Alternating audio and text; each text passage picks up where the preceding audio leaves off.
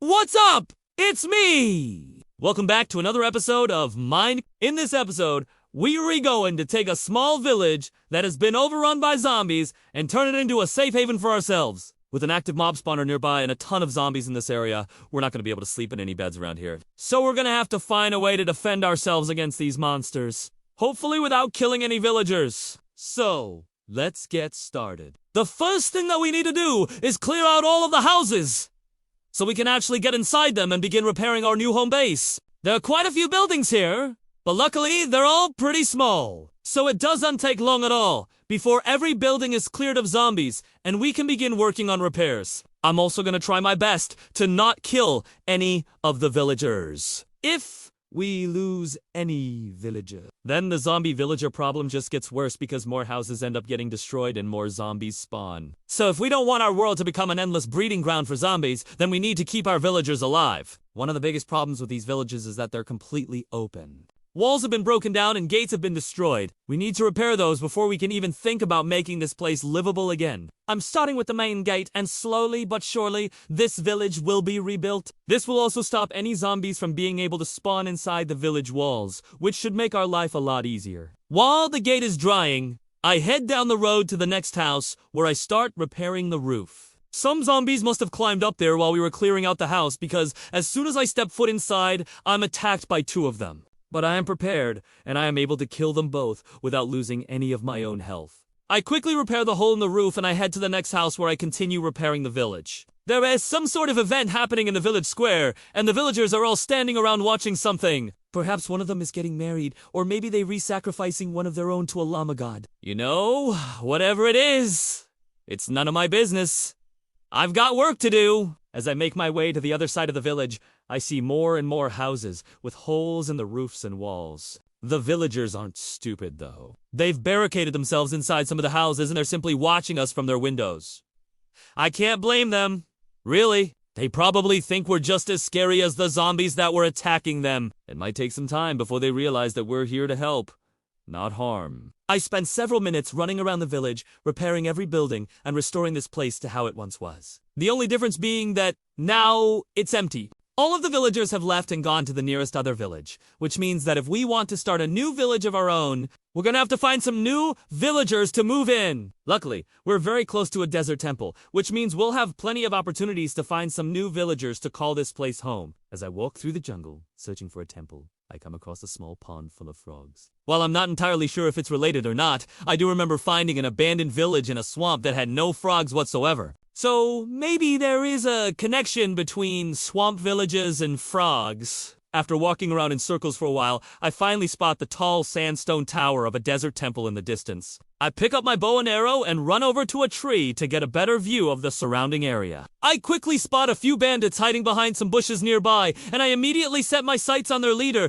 who's wearing some nice armor. I let several arrows fly, and he drops his shield, allowing me to deal damage with much more ease. His two friends weren't much help, and they were defeated in just a few moments. Now that the coast is clear, I head down from my tree and approach the temple cautiously. Not long after approaching the temple, I see one of the creepiest things I've ever seen in my life. A villager is sprinting around the temple, jumping over any bodies of water he comes across. He's clearly scared of something, but what could it be? I hear some growling coming from inside the temple, and suddenly the answer becomes obvious. Villagers don't usually run away from things. They run away from things that want to eat them, like this stray cat, for example. Luckily, he doesn't seem to want to go outside, so I figure it's safe to enter the temple. I walk past the panicked villager and make my way inside the temple, where I find yet another spider spawner. These temples always have something to do with spiders or other creepy Just last week, one found a jungle temple that had a slime spawner hidden inside it. I continue deeper into the temple, where I find 3 treasure chests and one of them has a lead inside.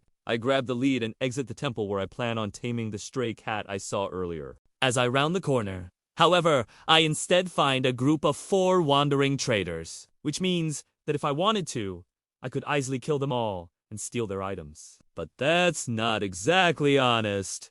So I decide against it. Instead, I give each of them an apple, and one of them gives me an emerald as thanks. Then I give each of them another apple, and they each give me another emerald. Not too bad. They also gave me some emeralds for free, which was nice. Now that I've made a couple friends, I lead them all the way back to the village where we've re-gone. Nah, make ourselves at home. We're gonna need some animals for food as well, so I grab some wheat and some pork chops, and within a few minutes I am able to tame a cow, a pig, and a chicken. All of the villagers have returned as well, so I chase them all out of their houses so we can move in. And if anyone tries to break into our brand new house, then we'll be ready for them because we've set up a little surprise. When I say a little surprise, I mean a massive trapdoor that leads to a 7-block drop. Anyone who falls will take a ton of damage and it'll knock all of their items out of their hotbar. This isn't deadly, but it does make stealing a bit less effective. Speaking of stealing,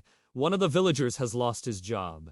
That's right. Someone stole the brewing stand out of the village and now he's unemployed. I grabbed the brewing stand and a few other items that were stolen. I return them to the job site where the villager becomes employed once again. Everyone else still has their jobs, which makes me wonder if we need to replace the sign above this door. Right now, it says unemployed, but maybe we should change it to something along the lines of beware of dog. You've probably noticed that our adorable little dog, which you've probably never seen before, has taken up residence under this trapdoor. And if anyone tries to sneak under it, they'll immediately get a face full of dog. And if that doesn't stop them, then perhaps the second trapdoor below that will. And if that doesn't stop them, then I don't know what will. We now have enough villagers to repopulate the village, so I lead them all into their new homes. Looks like one of them wants to live in the house that I spent all morning repairing. Well, that's fine. I'd much rather stay in the house that the zombies broke into. I take my bed inside, and within seconds, I'm asleep.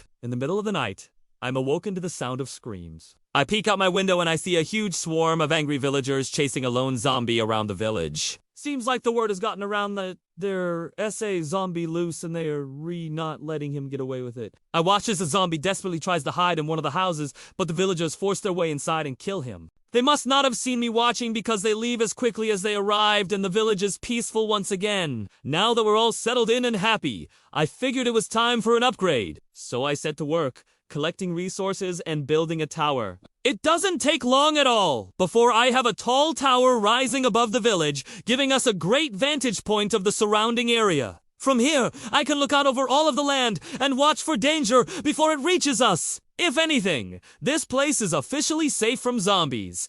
But that doesn't mean we're safe from everything. There are still plenty of hostile mobs in this world, and we need to make sure we re-ready for them. So, I build a second tower on the other side of the village, then connect the two towers with a walkway. And just like that, we have ourselves a proper defense system.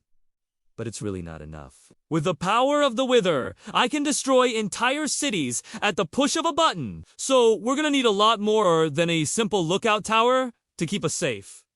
But that's gonna have to wait until next time. Anyways, thank you all for watching. Subscribe if you want to see more, and I'll see y'all next time.